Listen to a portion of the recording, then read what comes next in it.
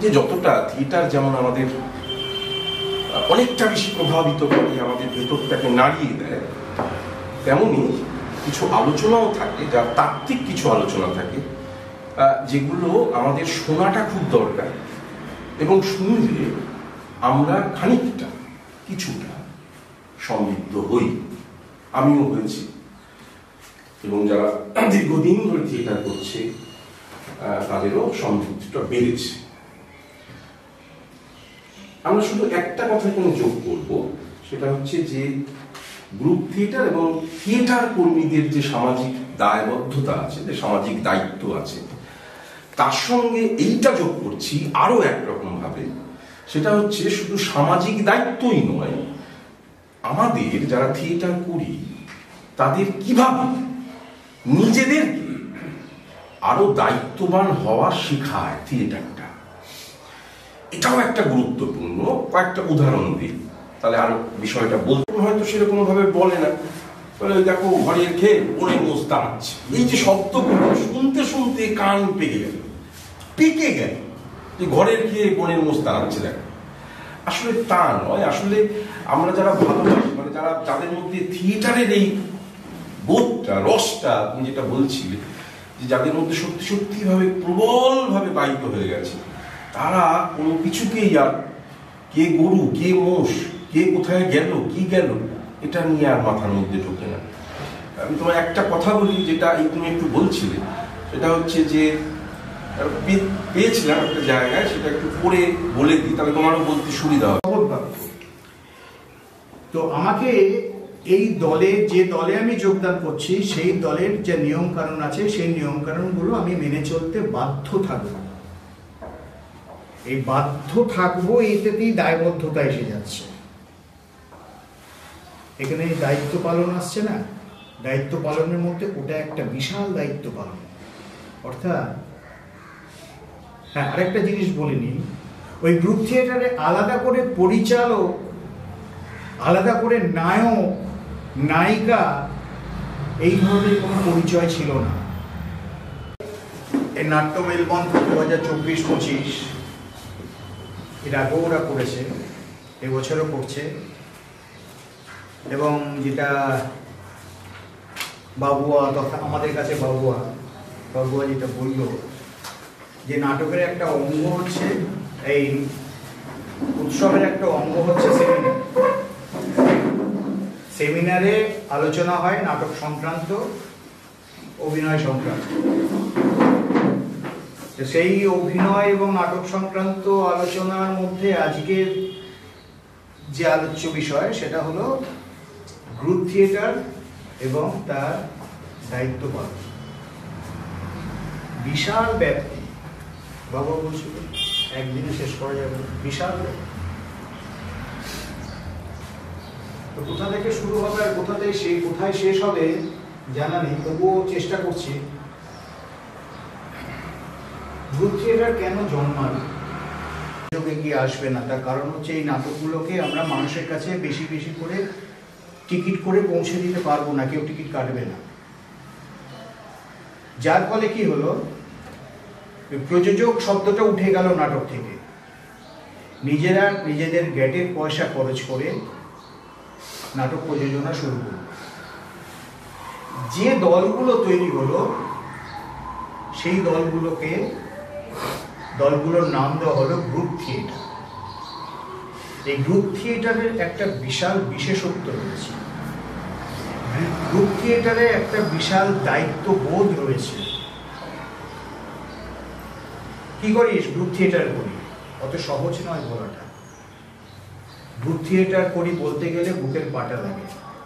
কি করিস? থিয়েটার করি, এটা অনেক সহজ, কিন্তু গ্রুপ থিয়েটার করি এই বলতে গেলে অনেক মনের জোর লাগে।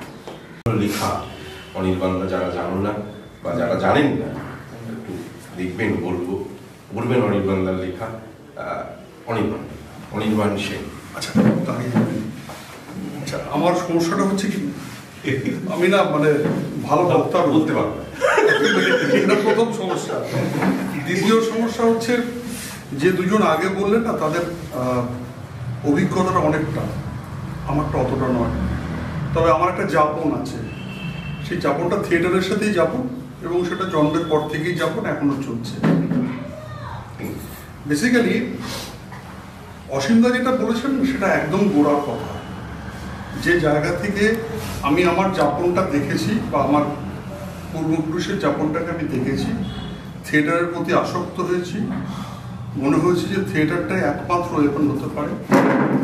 এই পৃথিবীতে যত সিনেমা তৈরি হয়, বাংলাতে, হিন্দিতে, কেউ ক্লাসিক নিয়ে কাজ করে না, সাহিত্য নিয়ে কেউ কাজ করে না, থিয়েটার করে। যে জিনিসের জন্য নবান্ন তৈরি হয়েছিল, যে এক্ষুনি আজকের যে সমস্যাটা সেটা আমি অ্যাড্রেস করব, সেই সমস্যাটা অ্যাড্রেস করাটা একমাত্র থিয়েটার করে। আমার পরবর্তীকালে যে থিয়েটার দলটা পারফর্ম করবে তাকে আমার কিভাবে সহযোগিতা করা উচিত, এটা আমাদের মাথায় থাকে না। অনেক সময় অনেক ক্ষেত্রে দেখেছি যে এরপরে পরের দলটা কিভাবে তারা পারফর্ম করবে, কিভাবে তারা বেরিয়ে আসবে ওখান থেকে, এবং তাদেরকে গুছিয়ে দেওয়া, সুন্দরভাবে গুছিয়ে দেওয়া, যে তারা যাতে পারফর্ম করতে পারে, এটাও কিন্তু আমাদের একটা দায়িত্বের মধ্যেই পড়ে। মেয়েরা সিগারেট খাবে না, ও সিগারেট খেলে, তুমি সিগারেট খেলে, তুই সিগারেট খেলে, সিস্টেম, কোনো সমস্যা নেই। কিন্তু যেই মুহূর্তে আমার একটা নামই এই মুহূর্তে মনে পড়ছে, নামটা বারবার আলোচিত হয়েছিল বলে, অলিভিয়া, যাই হোক, মানে হুয়েভার, ঐশী, আরো দু একটা নাম মনে পড়ছে। হ্যাঁ, তো এরা যদি হঠাৎ মানে প্রধাননগরের মোড়ে দাঁড়িয়ে সিগারেট টানে, ঢিঢি পড়ে যাবে চতুর্দিকে, দেখেছিস কি অবস্থা, জেনারেশনটা একেবারে সর্বনাশের পথে চলে গেল, এসব আছে। এগুলো কনস্ট্রাক্টেড ফ্যাক্ট, এগুলো বদলাচ্ছে, কিন্তু এই বদলানোটা এবং সিস্টেমের অগ্রগতির গতির যে অনুপাত, এই অনুপাতটা সমান হচ্ছে না। ইউরোপ বা আমেরিকা যে জায়গাটা করে ফেলেছে, আমরা কিন্তু সেই জায়গাটায় যেতে পারি না। তার কারণ আমাদের জাতিগত কিছু, আমরা তো প্রাচ্য আদর্শে আমরা তৈরি। রামায়ণ, মহাভারত, গীতা, উপনিষদ পড়ে পড়ে পড়ে পড়ে আমার রক্তের মধ্যে কত কথা রয়েছে, আমার রক্তের মধ্যে রামায়ণ রয়েছে। ফলে ওই গোপালতী সুবোধ বালক আমার ফ্যাক্ট। যে কথাগুলো বলছি, সব শিক্ষা আসলে থিয়েটার তো আমাদের অনেক কিছু শেখায়। থিয়েটার আমাদের ভালো মানুষ হতে শেখায়, বড় হতে শেখায়, কাছাকাছি হতে শেখায়, হৃদয়ের উত্তাপ বোঝাতে শেখায় থিয়েটার। এটা আমার ব্যক্তিগত জায়গা থেকে আমরা বলি যে যদি তুমি ভালো মানুষ নাও, যদি থিয়েটার তোমাকে ভালো মানুষ তৈরি করতে না পারে, তাহলে তুমি থিয়েটার করো, কোনো দায়বদ্ধতা নেই থিয়েটার। আসলে নন্দনা যেটা বলছিল একটু আগে, যে আমরা একটা সিস্টেমের মধ্যে ঢুকে পড়ছি, সেই সিস্টেমটা থেকে আমার সিস্টেমকে মানে অস্বীকার করার কোনো জায়গায় আমাদের নেই, কিন্তু তার মধ্যেও থেকে আমাদের বলতে হবে। একটা কথা বলি, আমরা লক্ষ্য করে দেখব যে কিভাবে আমাদের এই সিস্টেম গ্রাস করছে, কিভাবে আমরা তার কাছে যাচ্ছি, ফেলে দিচ্ছি। আমরা এখন হামেশাই প্রায় শপিং মলে চলে যাই, শপিং মলে যাই এবং দেখি, যখন সিনেমা দেখতে যাই, আমরা কেউ লক্ষ্য করেছি কি যে শপিং মলের সিনেমা হলগুলো সব কোথায় যাবো জানে নেই, কি করব ঠিক নেই, এটা আমি বিভ্রান্ত হচ্ছি। তখন ডুবন্ত মানুষ খড়কুটো আঁকড়ে বাঁচতে চায়, আত্মবাক্য, আমি যা পাচ্ছি আঁকড়ে ধরছি।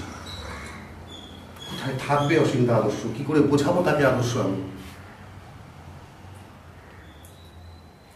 কি করে দোষ দেবো তাকে, বেচারিকে? অষ্টপ্রহর সে পাশ থেকে শুনছে সিরিয়ালে যা পয়সা আছে, চলে যাচ্ছে বেচারি, আমার দল থেকে যাচ্ছে, আমাকে বলছে এসে, কাকু একটা ব্যবস্থা করে দাও না। অসহায়ের মতো দুহাত বাড়িয়ে দাঁড়িয়ে আছি, কিচ্ছু করার নেই। ভাবে তৈরি যে তোমাকে একটা রাউন্ড মারতেই হবে ওই সিঁড়িটায় ওঠার জন্য। কমোডিটি,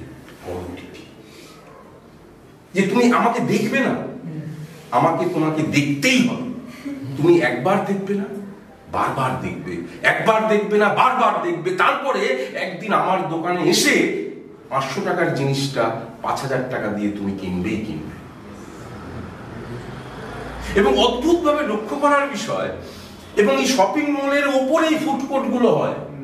কেন কেন? আসলে আমরা সিনেমা দেখার পরে বা যখন আমাদের খুব আনন্দ হয়, আনন্দ হওয়ার পরে আমাদের ভেতর থেকে কতগুলো রস জারিত হয়, আমাদের হৃদয়টাকে বাড়িয়ে দেয় আনন্দর মুহূর্ত। এবং যখনই আমি হল থেকে বেরোলাম, বেরিয়েই আমার প্রথম গন্তব্য হচ্ছে আমাকে ফুড কোর্টের সামনে দিয়ে যেতেই হবে। এই ফুড কোর্টে আমি ওই তোমার বাড়িয়ে দাও হাত, আমাকে উদ্ধার করো। আমি যে ঘুমিয়ে পড়েছি, আমাকে তুমি জাগিয়ে দাও। হারিয়ে গেছি অন্ধকারে, আমাকে নিয়ে চলো অনন্ত একটি মোমের আলোর দিকে। আমার উদ্দাম গেছে, আমাকে লজ্জিত করো। আমি অবশ, আমাকে তুলে ধরো। আমি উদাস, আমাকে আঘাত করো। ঔদাস্যই যে আমি, আমাকে তুমি বিদীর্ণ করে দাও। ভীত আমি, সাহস দাও। ব্রাত্য আমি, দীক্ষা দাও। মুখোশ আমি, আমাকে মানুষের মুখ তুমি ফিরিয়ে দাও। এটা হচ্ছে থিয়েটার।